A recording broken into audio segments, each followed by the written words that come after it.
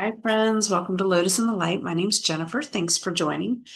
If you're here, I've got an interesting topic that apparently Spirit wants us all to lean into and chew on.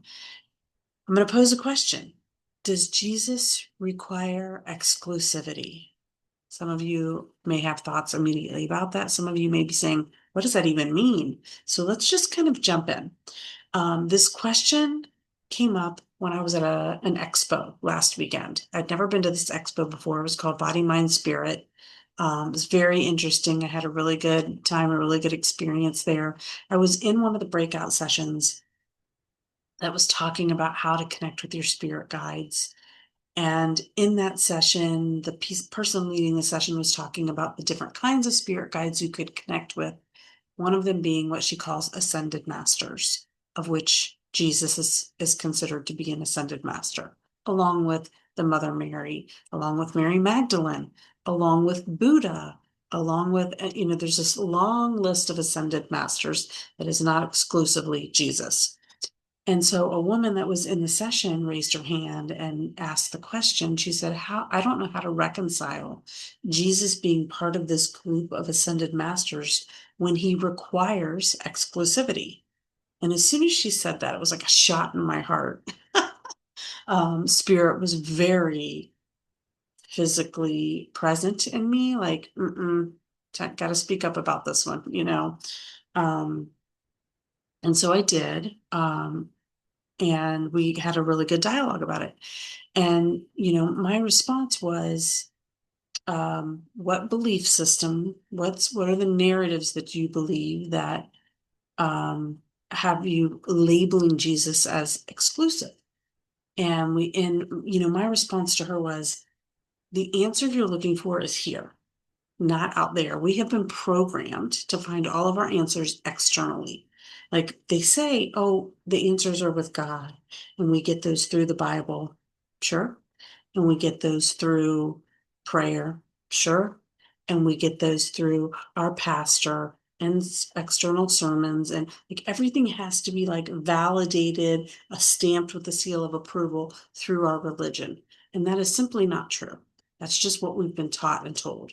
The answers are here through our direct connection with God. And that's kind of what I was putting back to her. I was like, and basically what I told her is that I see Jesus as extremely inclusive. Um, and I'll tell you why, but the reason I'm saying this is not to say I'm right and you're wrong. The reason I'm saying this is to say, don't look outside for the answers, look inside for the answers. And we have these moments of contrast for a reason. It's a good thing when we have this moment that says, when we have this experience that says, I believe this, but now I'm hearing this other thing that like contradicts what I believe. Because that, like for me, my whole faith journey for the last 30 years has been rooted in me saying, why am I supposed to believe this? And asking God my whole journey. I've never just said, yeah, I'll take that as it is. No, why is this true? Tell me why it's true. And that's been my whole journey, and it hasn't led me astray yet. The difference is I look more internal now than I do external for those answers. And so that's what I was challenging her to do, was that time of meditation, of looking within, of trying to understand through that deep meditative connection to God. And the reason I wanted to put it into a video, and I'm going to go to biblical tarot on this because anytime I talk about scriptures, I want to go to biblical tarot. The reason I wanted to do a video is I think this is a huge misconception. Um, so, first of all, when we talk about exclusivity and inclusivity, we always think about like, we think of Christianity as like, it's almost like this club that you have to earn your way into. There's like a moral code that you're going to live up to, this moral code, and you're going to check these boxes. And then that puts you in the right light, the right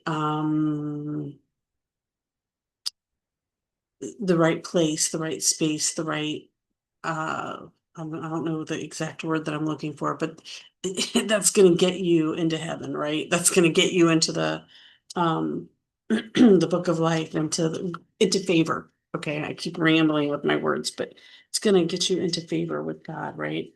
Um I have one card that's already popped out, but I'm going to wait a second to talk about it until I finish this thought. I think my shuffling and everything was getting my words discombobulated. So let me just pause a second. Okay. So I, I don't think what Jesus was teaching was about this exclusive club, right? He opened up the kingdom of heaven, which I would argue is not a place in the future. It's a place in the now and the here. Um, uh, and he opened that up to Samaritans, to tax collectors, to eunuchs. And eunuchs in particular is one that I really want to talk about because that one, like in our political climate today, woof, eunuchs were people who were castrated either. Some of them castrated themselves. Some of them, even Jesus says, some were born this way.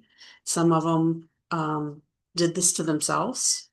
Some of them, eunuchs were usually of lower social class. So and they were basically slaves. So a lot of the eunuchs were castrated by their owners, um, so that they couldn't be sexual, right? But they were then considered unclean from a religious standpoint. They were no good. They weren't allowed in the temple. They weren't, they didn't fit, in the Jewish culture, anything that was unclean was like, they couldn't eat shellfish because, well, were they animals of the sea or they had legs and fins? They're swimming in the sea, but they're walking on land. Like they didn't fit. They didn't fit in no, you're of the sea or you're of the land. You're male or you're female. You're this or you're that binary system that we seem to want to live by. They didn't fit within that. And so culturally, they were not accepted, but Jesus accepted them. But Jesus also said, those that hear and understand, not everyone will hear and understand, is what Jesus basically said. So if you can accept this, then accept it. So what is he saying? There's different rules for different people based on what you can accept. That doesn't make sense. But that's because it's not really rules. It's not really a moral code of rules that he's challenging us to live by, that if you don't check these boxes, you don't get into heaven. That's not the message. When Jesus talks about the way, being the way, the truth, and the life, and saying that um, uh, no one enters the kingdom, or no one comes to the Father except through me. That sounds like exclusivity, but that's because that's the way we've interpreted it. If you go back to the word me in Aramaic, which would have been the language that Jesus was speaking, that was then translated into the Greek, that then has been translated, a million other times and now into English. That word me, we think of that as the embodiment of a person. No one comes to the Father except through me. And then we think of the Father as this hierarchical person above us, right? We personify that.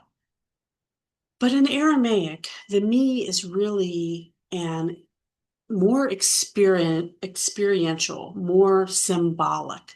Nobody comes to the Father except through this experience that I'm going to show you and to teach you, is really what he's saying. It's not you have to bow down to me. It's you have to see my ways and see what I'm doing and follow that journey of enlightenment. So when he talks about, I am the way, the truth, and the light, sorry, the way, the truth, and the life, not light. The way is the enlightenment. It's the path. He's saying there's a path to enlightenment. And that's what he's trying to demonstrate with the way he lives. And that path will reveal to you the truth. And the truth is the truth of a reality that is greater and bigger and I don't, what's the word I want to put? I'm trying to tap into spirit for the word. It's just far more complex of a reality than the reality that we know here in the physical world. It's so much different than we could ever really get our head around. I mean, I don't have my head around it. And I don't think any theologian would say they have their head around it. Some may.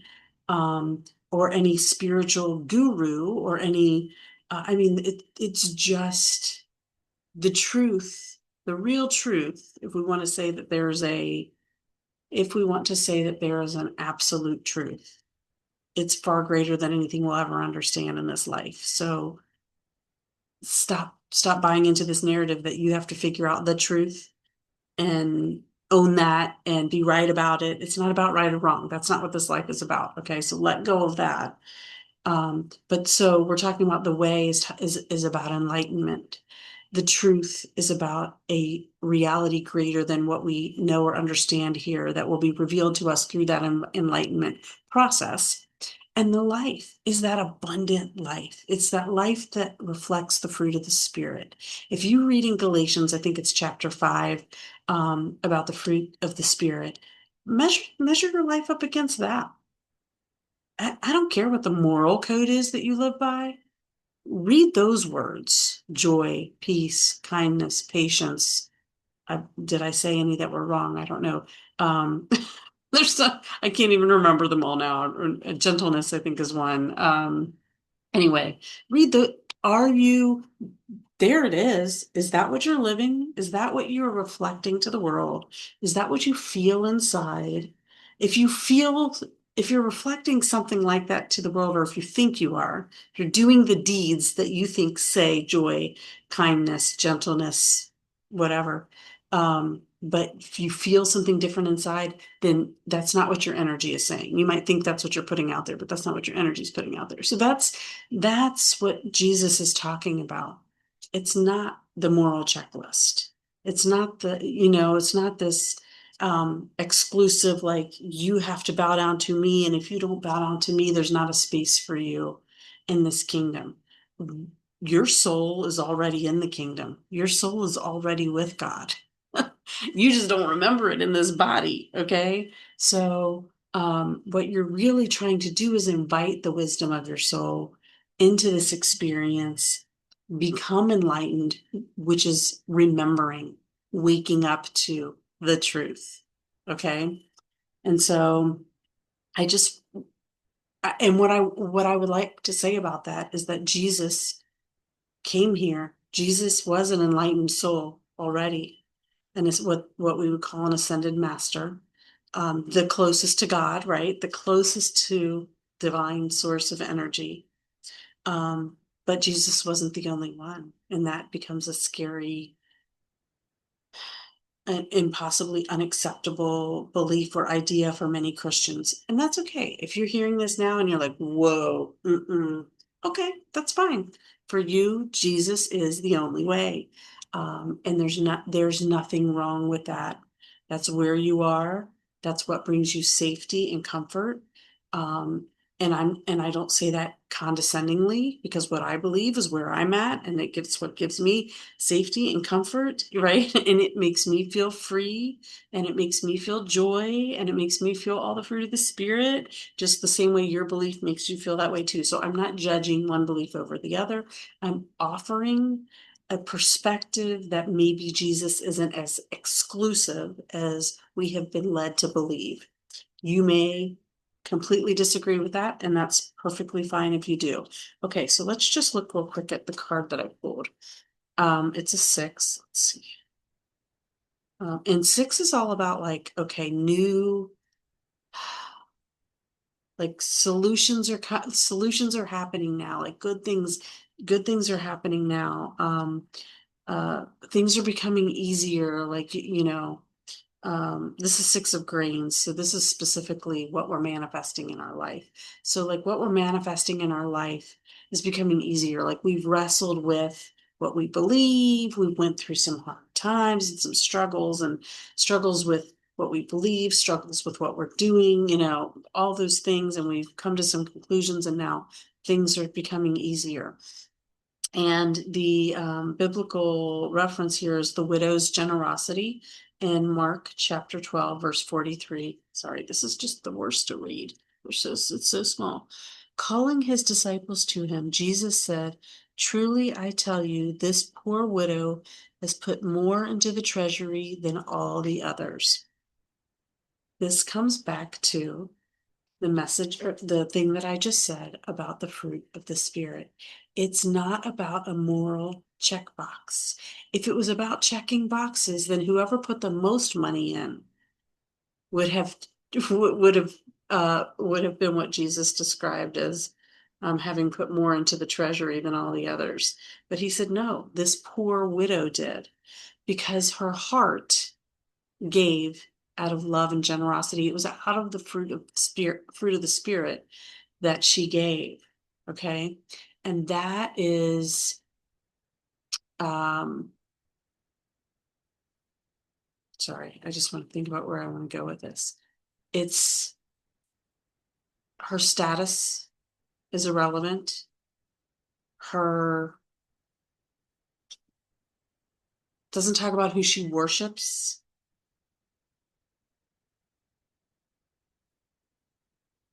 It doesn't talk about her sexuality. It doesn't matter that she's a female and not a male.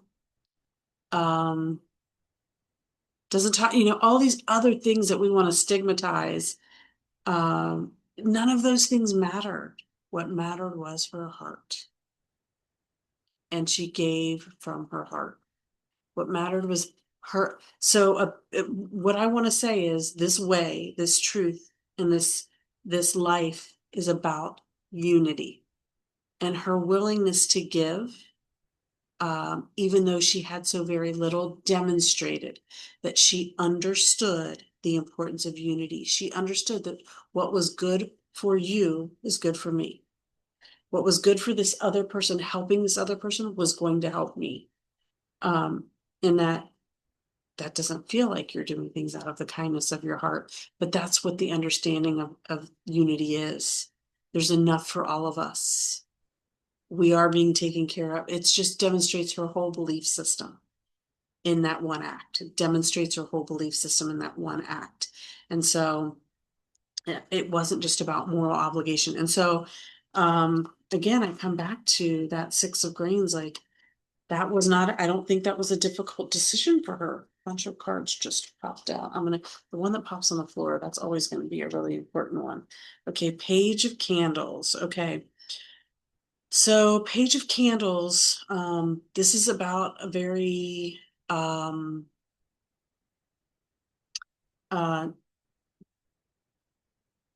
there's a new excitement. Page is like new in something. And Candles is all about that, emotional, spiritual connection, okay, that divine connection. So it says, Miriam sang to them, sing to the Lord, for he is highly exalted, both horse and driver he has hurled into the sea. Ooh. Okay, so this is out of Exodus. So this is about um the Israelites being moved, sounds like, after the parting of the Red Sea, and then the sea closes back up, and they've been saved and they have been freed from what has held them captive. And so, for most of us, what's holding us captive is our belief systems. That's the only thing for most of us. Now, there are people that are truly imprisoned. Most of us are just imprisoned by our belief systems. So I love this. It's an 11. That is a master number, an angel number. Just letting you know that you're being divinely guided in this message. Okay. I think I'm going to leave it right there because this is it. You're on the cusp. You're just starting out on this journey of exploring new beliefs. And sorry, I'm going to go back to the verse here. And so Miriam is singing. She's finding her joy. She's praising God because they have been saved. They have been saved and freed. So you too can also be freed. Wow, what are these we got? Oh my gosh, we've got Jonah and the whale, Jonah and the fish. He said, "In my distress, I called to the Lord, and He answered me from deep in the realm of the from, and He answered me from deep in the realm of the dead. I called for help, and you listened to my cry." Okay, God does not turn away from any of us. It's not I will save you. I will help you because you've checked these boxes, because you've bowed down to Jesus, because you've, fill in the blank. Okay. It's, if you can find God and hear God, God will save you, but you have to be tuned in to hear and feel the guidance. And then a zero. Okay, I love this. The soul, creation of a living being. This is very interesting. I have never seen this card before. Okay, do you see? Do you see the duality here? You're not just a person. You're not just a man. Oh boy, I hope it's not showing anything. Okay, no. You're not just a man. You're a soul. Okay. There is higher intelligence here. There is higher knowledge and wisdom here. There's higher understanding here. And that's what Jesus was saying when he was talking about the eunuchs, that not all of you are going to understand. He says it again in John, I forget what chapter, where he's talking about he's going to go away. He has to go, but the Holy Spirit will come and teach us more things that we're not ready to hear yet now. He said, I can't teach you everything now. You're not ready for it, but the Holy Spirit will teach you when you're ready, will teach you. So that's the idea here, that there's more to know, more to understand when we're ready, when we're not afraid, when we're open to it. And this idea that Jesus isn't exclusive could be a very scary proposition for a lot of people, and probably not a place that people feel safe going. They might feel that there's a punishment, there's a hell awaiting them, and if they embrace that idea, I wouldn't embrace it then. Because if you believe there's going to be a hell waiting for you after this life, for that belief, there will be. There will be. Okay. This is for the people who think that maybe there's something different than than the narrative they've been told before. Okay, I'm going to leave it right there. But hey, you're a creation of the living being. And what this embodies to me is like recognizing the answers are within you, because this divine source, you don't have a soul in your body. You are a body and a soul. You are soul. Tune into it. That's what I got to say. And if you have questions about this, take that to God in your prayers, in your meditations, and then watch the answers unfold. Maybe not in that moment, but just watch, just pose the question to God, and then just watch in your life the answers just start flooding in. But you have to be open to it. You have to quiet down the noise here. You have to quiet down the noise out there, and you have to be listening and ready and open for it, open to it. Okay. I love you guys. I hope this message was beneficial. I might get some comments, and I love it if I do, but I love you all. Peace out.